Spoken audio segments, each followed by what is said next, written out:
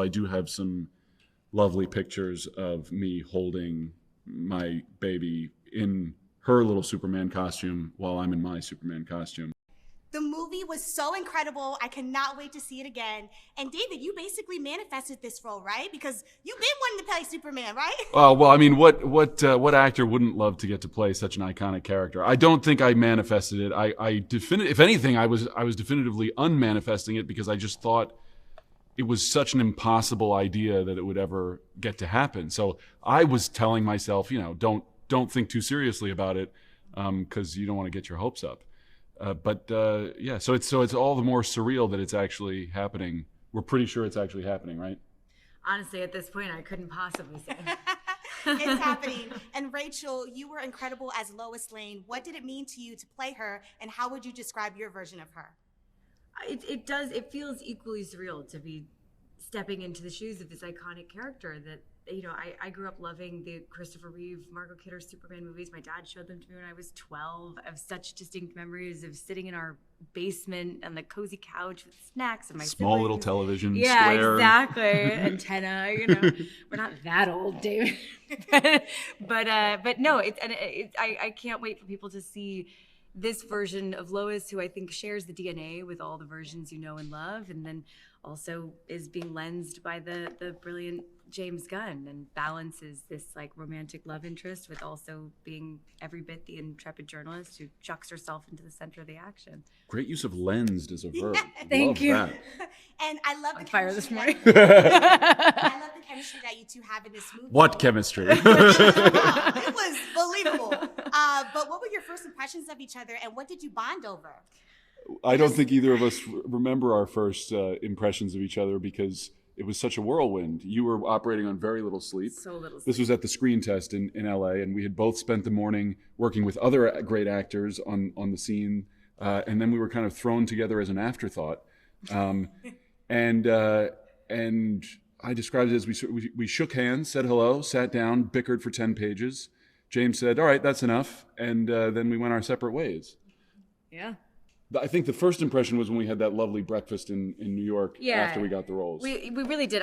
We don't remember anything. It was such a whirlwind of a day, but it was pretty magical, I have to say, this good old-fashioned chemistry read. You don't often get to do that. And we haven't seen the film yet. We're waiting to watch it with everyone at the world premiere on the 7th. I hope so, because that's my ticket said. My plan. But I from what we understand, it's one of those things that you can't quite put your finger on, but James saw something that we didn't know we had, and we've been stuck with each other ever since.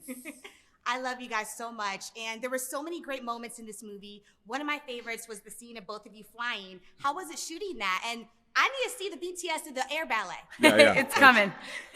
That was the best part for me. I had gotten a little bit jaded about flying at that point. It was actually great that you were having such a good time that it kind of reminded me of what it was my first time flying. I just couldn't believe it. They were hanging us from the ceiling in this beautiful location. We were 60 feet up in the air. It's those little moments, which obviously you'd been doing it for so many months at that point and dealt with all the chafing and whatnot, and I feel like it's those little moments where you remember that you're in a superhero movie like the ones that we watched as kids on TV.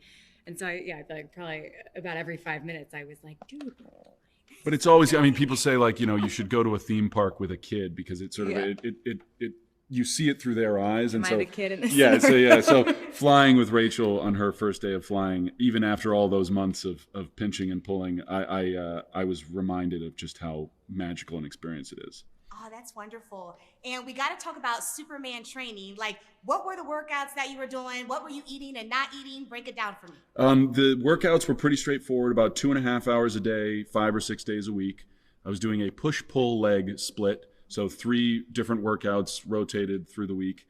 Mostly just lifting heavy things, progressively heavier things. And then the diet was just a lot of food. It was a lot of protein and then a lot of calories in general. The difficult thing about that is you sort of have to eat on a schedule whether you're hungry or not in order to get enough calories in before you go to sleep. So I was eating delicious foods, but I wasn't appreciating them because I just wanted to not eat for a little while. It was a shocking amount of food. Yeah. Like that first breakfast we had together in New York, it was like 6 different plates of eggs and yogurt, and it sounds like a luxury until you see it in front of you. It's like when Ron Swanson orders all the bacon and eggs you have, and then he sort of calls the waiter back. I'm worried that you've misunderstood. You misheard me.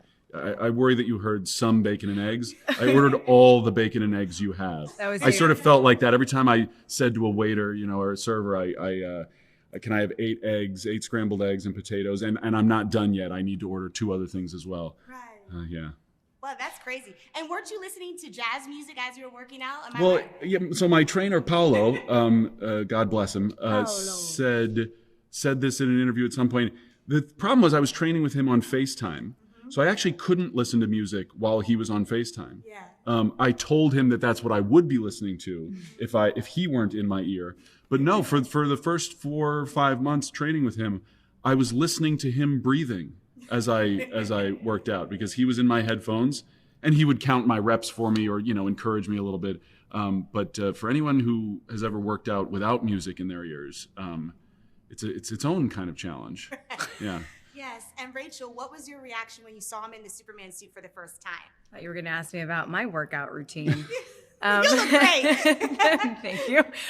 No, I actually saw David in a version of the suit after we tested together. As we were saying goodbye, we kind of got dismissed from set. I was leaving to go back to New York and poked my head into a fitting room to wave goodbye. And David turned around and was wearing, ultimately a very different version of the suit, but turned around to say goodbye. And I just remember being like, holy shit, Superman is standing in front of me. That's wild. And it'll probably be him. And it was. And then we had that moment over and over again. There were moments testing the suit where the whole crew was sitting around in a circle watching David walk across the stage with the cape flying behind him, and everyone just had this stupid smile on their faces that we couldn't wipe off. It was pretty special. Yes. And David, how was it wearing the suit? Is it comfortable? Are there any secret compartments? You tell me. What have you discovered? It's really hot, and I'm going to go to the bathroom later today because it's a whole process. Yeah. You really measure your water intake to make sure that you don't have to pee at an inopportune moment, especially when you're hung from the ceiling by wires. That's a terrible moment to have to pee. Yeah. But no hidden pockets. You can tuck things into the trunks, which is nice. Not that I was walking around with Skittles tucked in there or anything, but it's not built for comfort. It's built to look the way it needs to look and ultimately to function the way it needs to function, which is its own challenge.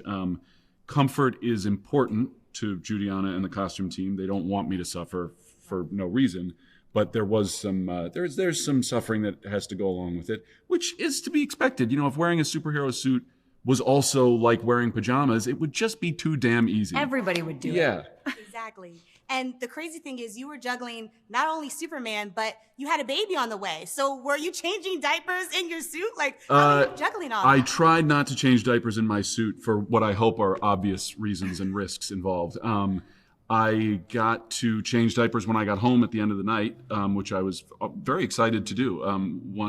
It's nice being helpful when your wife has been taking care of the kid all day. And then they did come to visit us on set a couple of times, so I do have some lovely pictures of me holding my baby in her little Superman costume while I'm in my Superman costume. And Ira was in his Superman costume, the dog. And Nick has a wonderful video that he took of me pushing her in her stroller, where the backdrop of the set comes down to about waist height, and just below that you can see me in the boots and the cape flying behind me, pushing the stroller back and forth. Oh, I love that so much. And basically your superpower, your super dad power is changing diapers. Is that right? I'm pretty good at it. I got good at doing it one-handed, which is its own thing. Change a diaper with one hand? Yeah, because sometimes you're on the phone or you're holding something. I don't remember. Those early days, they blur together very quickly. Yes. Well, how was I changing diapers one-handed? Congratulations. Like, when I tell you this is my favorite movie of all time, especially this year, it really is. Thank you so much. so much. You as well. Thank you.